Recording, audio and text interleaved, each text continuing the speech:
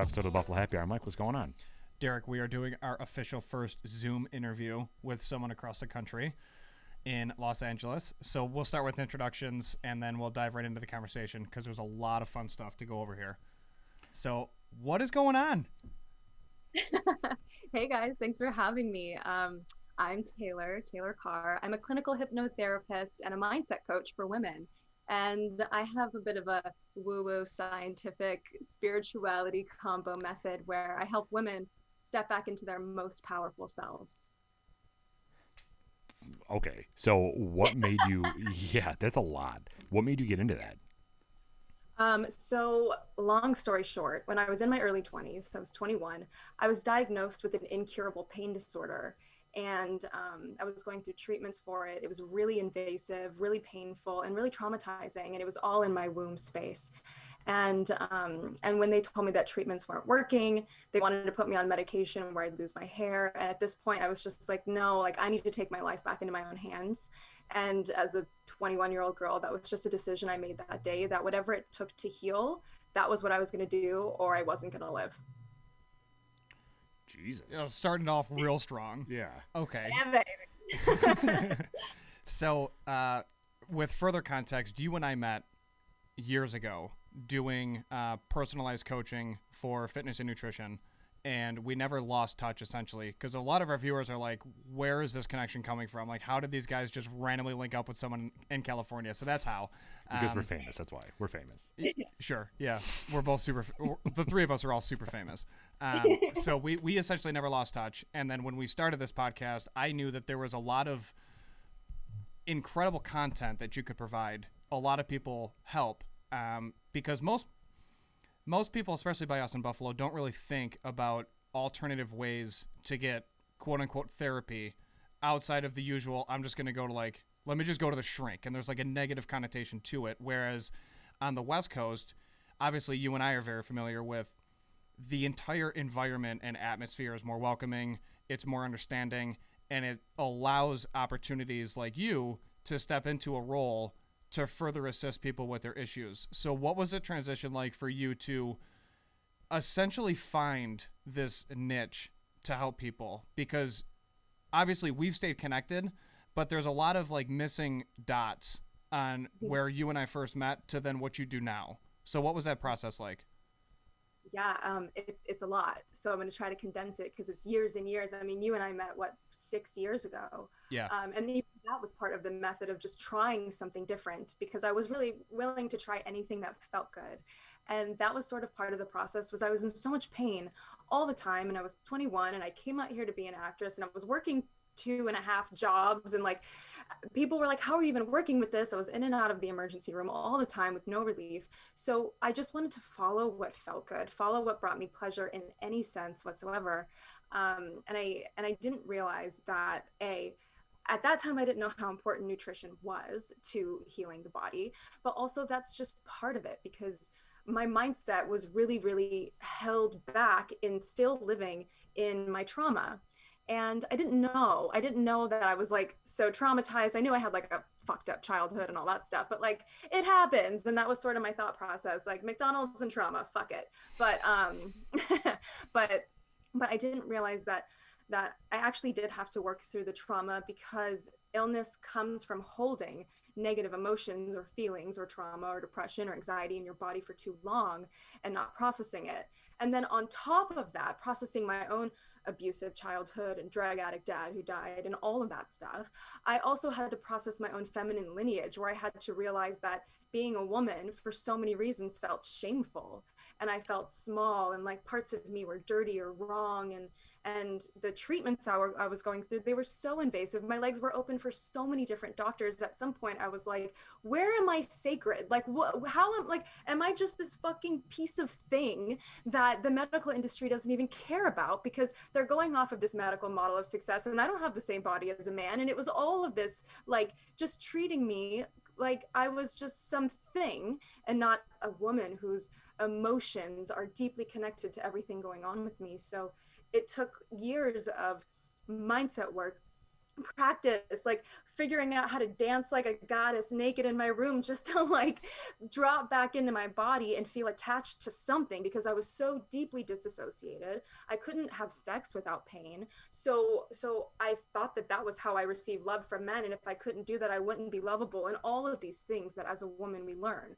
So to undo just thousands of years of conditioning that told me that I wasn't sacred and I wasn't smart enough and I wasn't this and this and this enough. Eventually one day I woke up and I was like, I don't have pain today. I don't have pain today. And then from there that snowballed into not just no pain, but extra pleasure. It was like I had reached this low in my life that was depression and pain and all of that stuff. So the my capacity to receive pleasure was expanded 100 times over. So that first time that you experienced that, what was your initial thought as the reasoning behind it? Did you always think that it was because of this, or was it like, what was the first thought of why I feel better? Why I feel better. Yeah, I mean, it was such a process that I knew that what I was doing, what I was on the right path, because it was trial and error, Mm-hmm. like trying medication, trying treatment, trying pelvic floor physical therapy, trying nutrition and workouts, and trying green juices, trying vegan, trying pescatarian, trying alkaline diet, yoga, meditation, acupuncture, healers, Reiki. Like I tried everything, and the truth is that with something as sensitive as what I had interstitial cystitis, you can feel it immediately if it's triggering you or if it's okay.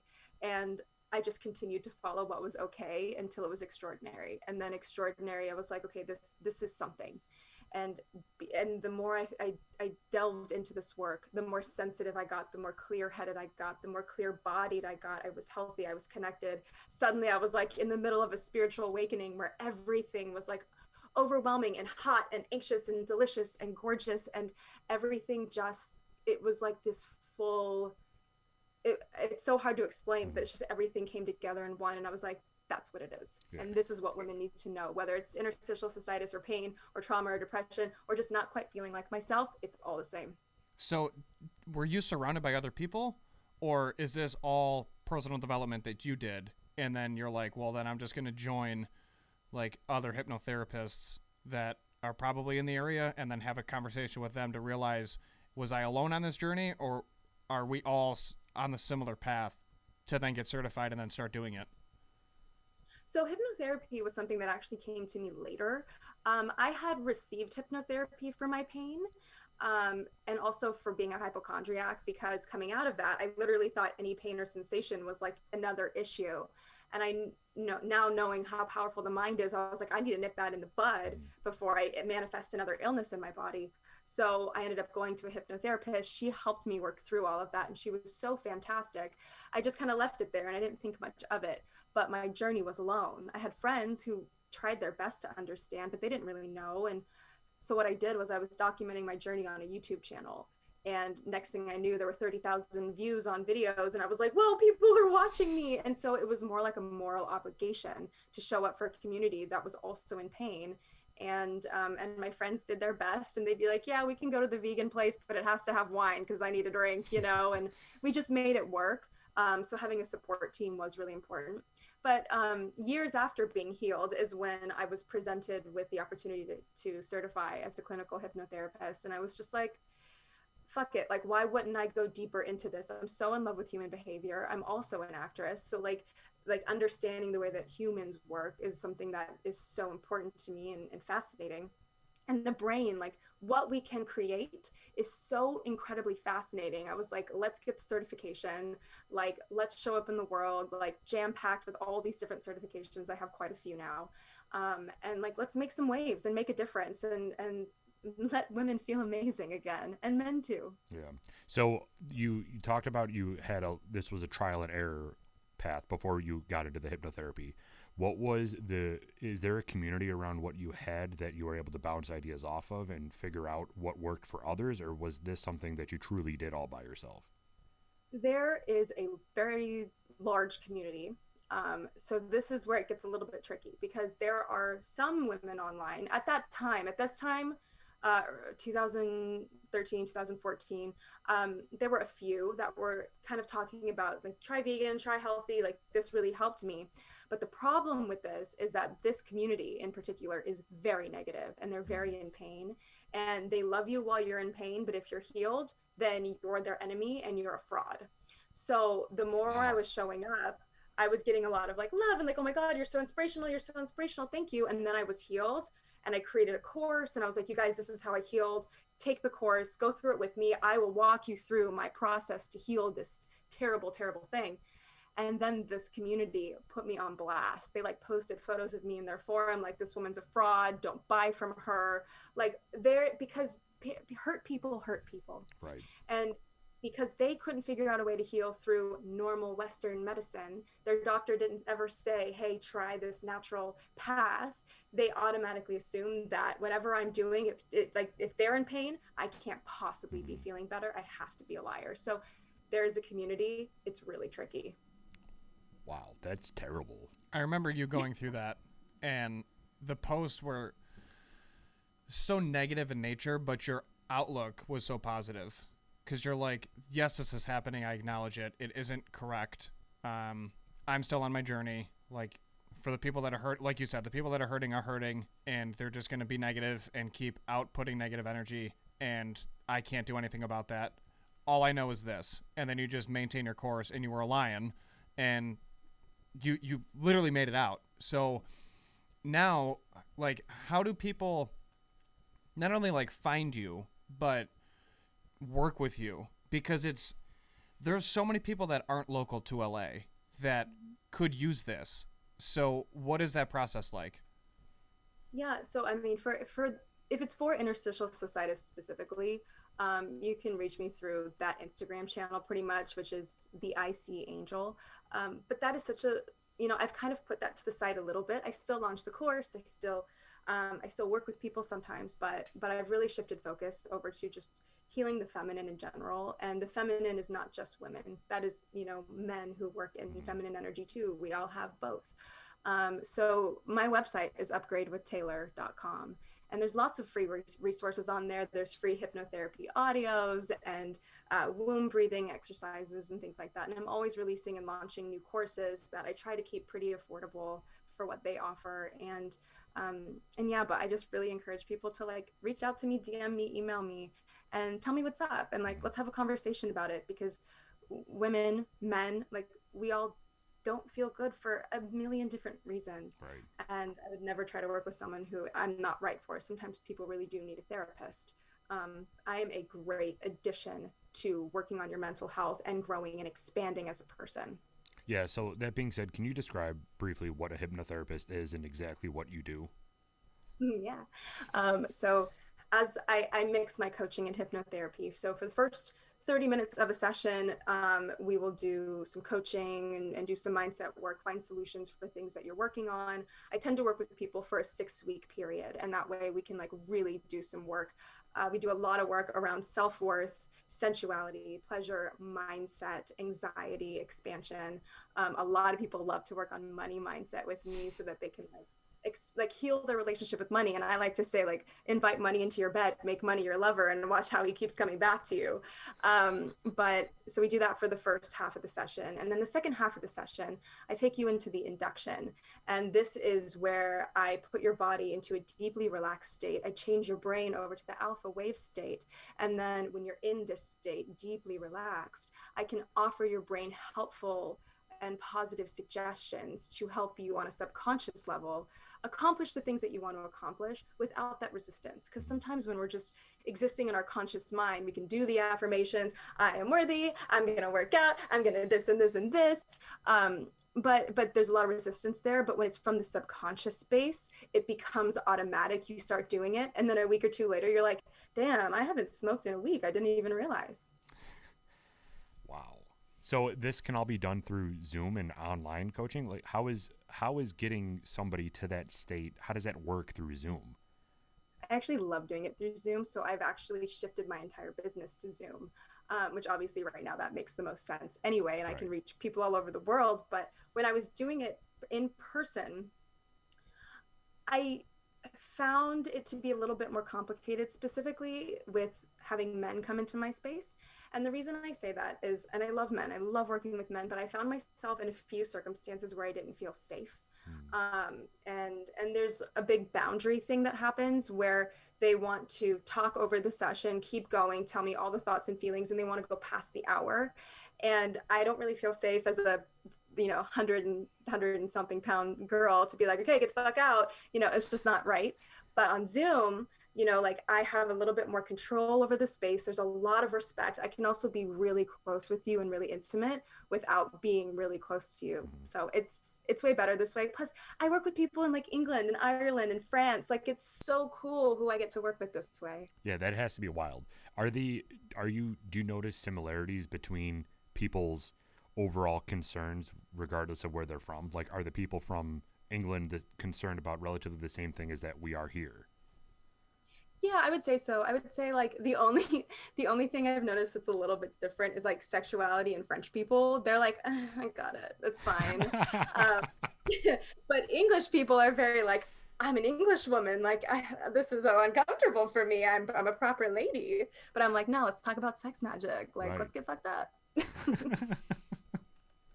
It's a very wild. So the other night we worked together, just you and I, and I went under, as the cool kids say that watch Grey's Anatomy, but it was super relaxing. Like you said, it was an hour session, and it's very odd to reach that level of relaxation, but still being able to hear everything, because you're tinkering between sleep and being wide awake, and you're literally like floating in whatever chair or thing that you're in or on. So I was in my couch, laying on my chaise section of the sectional, and headphones were in. Nobody was around me. I was in my own house and felt super comfortable.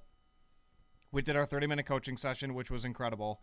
And then when we started the hypnosis, I always put like a / meditation period, because that's like, for me, that's more of like what it was. And it was so needed. And after that 30 minutes, you were like, okay, and open your eyes. And I'm like, no. Like, I don't want to go back to like the real world. Like, I was so into what you and I discussed that I didn't want it to be over with. And not that I was going to talk over you and, be ridiculous about the session ending, but I was like, my inner being was like, no, like, I just want to chill here for a few more minutes and just like relax. And then when we ended the Zoom call, and it was just me, it was like the walls came back in, and I'm like, oh, so I'm not in LA. Like, well, that's really depressing. So yeah, it's recommended. Like, dude, you would, I don't even know what you would probably just like levitate off of the couch. Well, I'm a hypochondriac too, so I feel like I could really benefit from it. But like, what is the process of becoming like that clinical part of it? Was there some sort of certification or anything that you had to require to register with somebody to be able to do this? Yeah, I mean, there's different programs that you can take. I know a lot of coaches will take an online hypnotherapy course just to learn how to do it. This was obviously, before 2020, but I went to an in-person weekend, like long, like heavy, all day, every single day. Like a retreat? What? Like a retreat? Not even, I mean, yeah, sure. In a really dull conference room with fluorescent lights, sure.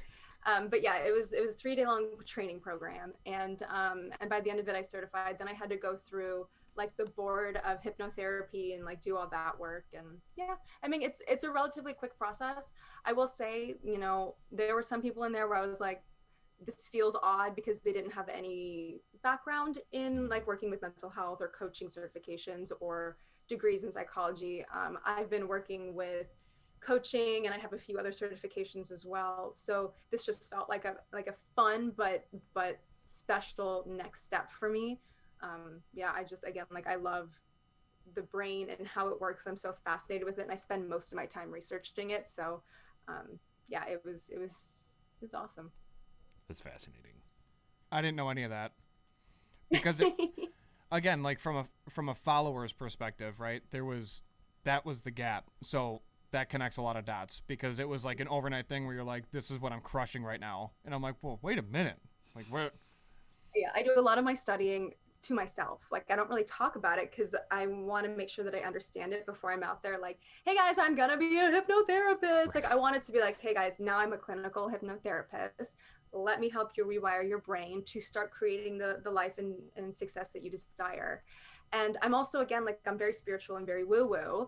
And I love that the core of my business really is rooted in the law of attraction and manifestation. And I love where I get to take the universal laws and mix it with the way that our brain works in neurology, because I completely understand that the way that we perceive life has everything to do with the stories that we tell ourselves, the way that our brain is firing, all the wires that are wired the way they are. They're there that way for a reason. So when you start to decide, to choose to see a different reality, your brain responds, and then your body responds, and then everything changes. And suddenly it's not that you're seeing every red light and you're like, fuck, another one? Like, of course. It's more like, wow, like, I feel really guided right now. Clearly this red light is keeping me safe. And then everything else becomes a green light. It's amazing. That's a complete different lifestyle change. Mentally, yeah. Are people after a session, I don't want to say reluctant, but like hesitant to keep going because of the change that they see already? Does that make sense? So I feel like that's an interesting, you're getting so personal with them that sometimes it can be like, whoa, whoa, whoa, like this is very deep. Or are those expectations set at the start?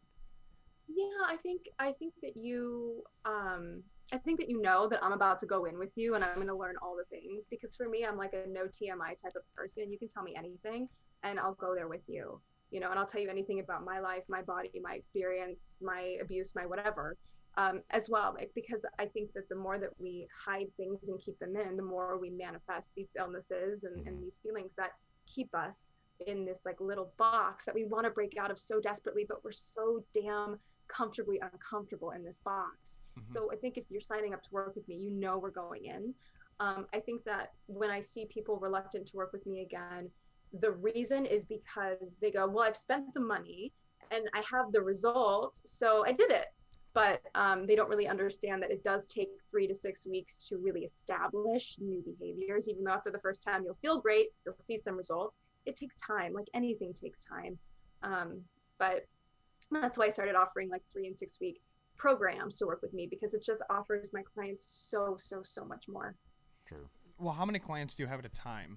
Do you cap it so that you can fully invest, or is it as many as you can? No, I don't ever do as many as I can, because I put a lot of my energy in it, and I'm highly sensitive to energy as well. And I also do like a lot of other things. Again, like I'm an actress and a creator. I also work in the fashion industry, but yeah, I cap it at seven clients at a time, and usually that's in a 6-week range. But at any given time right now, I'm still, a year into my business, I range around 3 at a time. And then I release courses that are more self-study, and we have like a call once a week while you're going through it. And that way I can help more people at a time for a more like an easier cost, essentially. We just got a Zoom. You probably got one too, a notification from Zoom, so that'll be interesting. Again, our first time ever doing this, so we'll take notes. Yeah. But so you said that you work with therapists, or your part isn't necessarily as down the line as like a traditional therapist. So have you ever gotten a client that has come into you and you're like, this is more, you probably need more of a traditional therapy route, and what's that conversation like? Absolutely. So generally when I work with people, I have them go through a 30-minute call with me first before we ever hop on. I also now have an application process. So I review the application, and we get on the call and we talk about what they do want to accomplish. And I do this on purpose because, again, like I had a situation early on in my career with this where a man made me feel unsafe, and what he really needed was therapy. And I didn't have the tools to help him with what he needed help with, other than to make him feel good for future stuff. So we can heal the past stories, we can work on the future stuff. But if you're in PTSD, if you're in your trauma body, that is where you go for therapy. So if we're in this 30-minute call, you tell me what you want to work on. I will straight up be like, I think that this would be an excellent addition to working with a traditional therapist. Start working with one, get that ball rolling, and then let's talk about how we can move you forward in life, because I can't work with people who need to stay where they are right now and process that. So a real world example would be, I just came out from Afghanistan. I'm dealing with A, B, and C, opposed to, hey, I'm trying to understand my wife's love language more and also understand my love language more. And that would kind of be like one example of like a line in the sand. Yeah. I would say. Agree? Absolutely. Okay. Absolutely. I wouldn't work with soldiers with PTSD until they're kind of on the other side of it. Obviously, the other side of it looks like a lot of different things. But having someone help them consistently, and then they come to me to go, okay, I'm ready to move forward. I want to start a business. I want to love my wife harder. I want to be a better provider. I want to start making some money and income, and I want to love myself again. That's where I come in. Interesting. So you also said that you like dabble in the acting. What's that like, and how do those? Listen, she doesn't dabble. Yeah. She has an IMDb. Oh yeah. Yeah. Can you talk about that? Blown. I'm a SAG-AFTRA actress. I've been in a few films. Acting is actually my main thing. It's been my main thing since I was a child. I started in theater. I moved out here to do that. Obviously, I got sick, and that moved me down some interesting pathways. But I've noticed that the times that I just want to be an actress and nothing else, it's not quite enough. And the times that I just want to be a coach and a hypnotherapist and just that, it's not quite enough. I have to do both. And when I do both, I'm so energized by life. But I love telling stories. I love embodying different people and stepping into their shoes, into their mindsets, into their processes, and understanding what makes them tick. And more than anything, I love telling stories that have already happened from the past. So to bring to life a piece of history or art or from a book, like that is probably my favorite. Did you study anything in college? Did you go to college? I went to college as a theater major with a French minor. I studied a little bit of psychology. And then I moved out to LA and I started going to the Beverly Hills Playhouse, which is one of the like prestigious acting schools around here. I went there for 3 years. And then just like started auditioning like crazy. I finally booked a role in a horror film that made me SAG. After that, I got booked in the Woody Allen film Cafe Society, where I played Kristen Stewart's roommate. And then just from there, I've done like short films. I just did a short film in 2019 that won a bunch of awards last year for like best LGBTQ film. I played a woman who goes missing and her wife is mourning the loss of her missing me. I'm very good at that like Gone Girl, dreamy, lost lost love interest part. I get cast in that a lot. Yeah, it's also feminine embodiment for me. Like acting is the practice of feminine embodiment, because when I was so triggered and traumatized by everything, I was so small in my body and I literally couldn't express specifically anger. Like I was like, I can't get angry or I'm gonna explode. Like something bad's gonna happen, because in my head, if someone became angry, someone might get pushed down a staircase. Like I just didn't know. So acting actually became a playground for me to embody the entire range of emotions safely, without ever having to be Taylor while doing it. And that taught me a lot. Wow. Right? That's awesome. That's so cool. I did not know this, obviously. Yeah, it's fine. I keep a lot from you, Derek. Yeah, I know, really. That's so cool. So they kind of tie in with that whole aspect. Do you notice a more, like with what you're dealing with now, people that do acting tend to have a need for this, or is this more of a everybody can use it? Everybody could use it, but I love my actors and my artists and my creatives. You know, I definitely will say like I work with creative women, because like when you're an artist and you're an actor, there's still this like idea of the struggling artist is romantic. But unfortunately, when we're struggling, we're not helping anyone. We're not actually doing our service in the world. And I deeply believe that it is our right and our responsibility as humans, as beings, as creatives, to show up, do the damn thing, get paid for it, so that we can put our love and infuse our love back into the world. Because when I raise my vibration for the planet comes with me. And that's how I want everyone to think. Because if we were all vibrating on a higher frequency, none of this crazy shit would happen, and we would all be vibing and happy and prosperous and abundant, and like there is enough for everybody. There really is. And I believe that from such a deep feminine level, because this masculine model of success says there's only enough for these people over here, and the feminine model is like, no, there's enough for everybody if we could all just get on the same page. Yeah.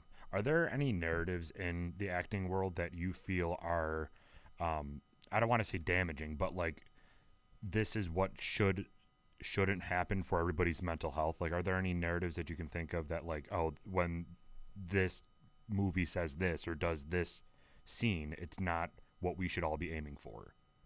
All the time, all the time. And it's changing now. Like the whole industry is shifting a lot right now, and also from city to city it's different, like what's filmed where and what's written where, and all of our experiences. But the thing is that these are real experiences. Like this is part of where humanity is right now. So even though in my like crazy analytical like intelligent brain that's like a computer, where I'm like, nope, that shouldn't happen, and this is programming and this is reprogramming and this da, da, da, da, da, I have to remember, like, center, we're all human doing the best that we can. Sure. And that's why we tell these stories. And it's actually great as a viewer who, let's just say as an example, I watched a scene of a man abusing his wife. Let's just say that's in a movie. That's in a lot of movies. And I can look in and be like, that's not right. But if I am a woman being abused by my husband and I'm in that situation, I'm not going to be able to see it from an outside perspective. So perspective is everything, right? Like this film might give me perspective, like, oh, that's what Charlie's been doing to me. I didn't even realize. So this is why storytelling is important. That's a very interesting point, is even though we're watching these horrifying scenes, it can reflect back on us to say, oh, this is actually happening in my life too. Yeah, if every movie was like rainbows and daisies and personal development, we wouldn't watch them. Like that's not fun either. We have to be spiritual beings having a human experience, because that's why we're here. If we weren't here for the human experience, we wouldn't be here. Right, yeah. So doing the acting and also doing this 7 clients during a 6-week time frame, do you sleep at all? Like how are you functioning right now? I feel like you're so busy. This is actually really funny. It is part of my practice and part of what I coach and teach people. The feminine is meant to rest. The feminine is meant to relax and receive and sit back and let the universe penetrate us, essentially. Like we are divine creators being penetrated by the universe. And every time that I sit down and relax, that's where more downloads come through me, where I go, women need this right now. I need to offer this right now. But when I push and strive and do the masculine model, right, that 24-hour cycle that you guys have, that women don't have, we have 28-day cycles, I always burn out. I always get tired. I lose my shit because I'm a feminine woman. So yeah, I'm tired. I'm tired because I also work in the fashion industry during the week. And I'm burning out a little bit on that because I just love all the things and I'm such a curious person. I'm like, let me just shoot this short film. Let me work with my clients. Let me work in the fashion industry. Let me write this film. Let me audition for this random audition that came in at 7 p.m. that's due at midnight. It's just, yeah, I'm tired. So it's important for me to remember and to show my clients that I also rest and relax and receive. Are you able to internally do this to yourself, or do you have somebody that you go to for hypnotherapy to help reset you, or are you just on a lost cause right now? I have my own mindset coaches. I also work with a therapist on and off whenever I need one, because important.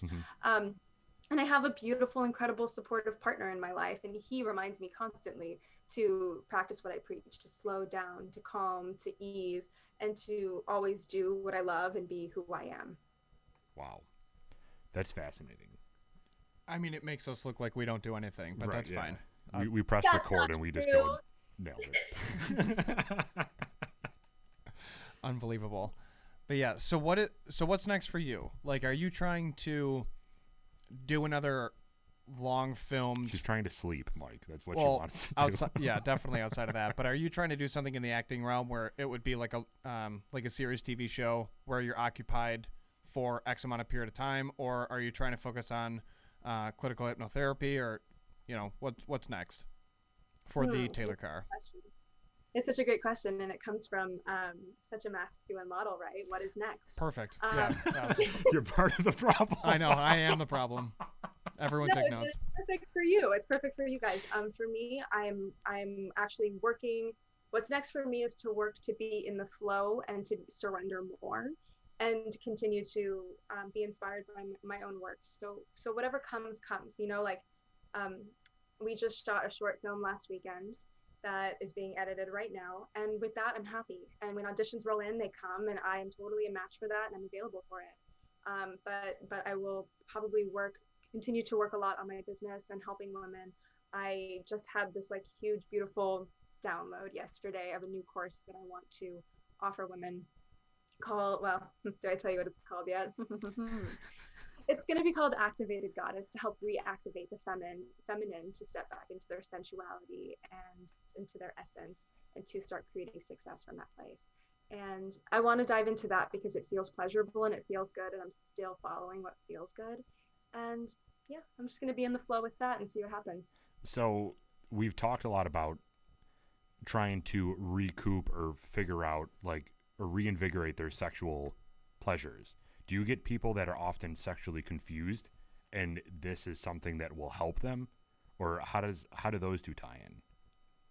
Yeah, so it's so interesting when I talk about sensual essence and sexuality, but we automatically hear the word sex and we assume that that's what that is, and it just isn't even about that. And that's another thing that I want to bring into the world, because my sensual essence is the way that I show up, activated as a woman who has a colorful life and seeks the things that I desire and finds pleasure in all of it. I want to feel pleasure when the sun hits my skin and know that life is beautiful, and in the flowers and in everything that I have, the softness of my sheets, all of that is my sensual essence.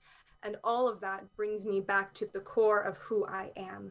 And I could do all of that and never have a single sexual touch in my life, but I'm still activated. You know, that woman that you see and she's walking down the street and you're like, she has something and I don't know what it is, because she's activated. It has nothing to do with who she fucked. It has something to do with the sexuality of it. All of that is a bonus, because then that pleasure increases and your hormones regulate when you're more sexual, and your bonds to your partners and your family and your friends all increase, and your immune system increases. All of that comes with it, but it just isn't even about sex. It's more about essence. Interesting. But yes, people are sexually confused when they come to me sometimes, and that's perfect, exactly where they are, and we can work on that. It's a different language. Everything we're discussing is a different language for a lot of people, where there's the audience that think it's hodgepodge, there's the audience that's totally in line with it, and then there's the other audience that's like, this is just something I've never even thought of before. And it's fascinating to navigate between the three different audiences and then figure out what works best for that specific person. It's insane. Yeah. Especially, I would imagine, your listeners, right? Because it's just such a different language. But I want to invite more people to get curious about this work, because it is still a science. There is still a science behind it, which is why I stress that, like, I am a clinical hypnotherapist. I am trained to work with people, and also there are miracles involved. And whether that is a miracle that you want to see through the lens of your religion or your spirituality, or just because sometimes life is miraculous, whatever you want, you're right. It's true for you, however it's true for you. Yeah. Well, speaking of our listeners, is there anything else that you would like to add to talk to them or tell them something? Sometimes there are things in this world that we don't know that we're missing. And we just know that something feels off, or a little bit like you just want more. And this is where I encourage you to get curious with what is available out there for you, because it's infinite, it's limitless. What's out here for you to feel like the most amazing version of you, and that you have the life that you love and want, it's out there. So just get curious, be open-minded to whatever it may be. It may not be me, it may not even be my thought process. My thought process might be like, fuck that, and that's awesome. But be curious and watch how your life changes. Sure. Cool.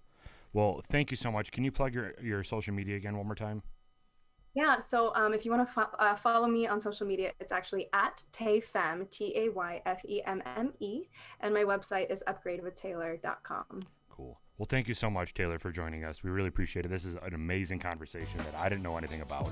And everybody go check her out and see if you would like to go get or start talking to her, because she will blow your mind. Correct. And thank you to you guys, because we need more conscious men who are open to these conversations. So thank you. Absolutely. Thank you very much. Thanks, everybody.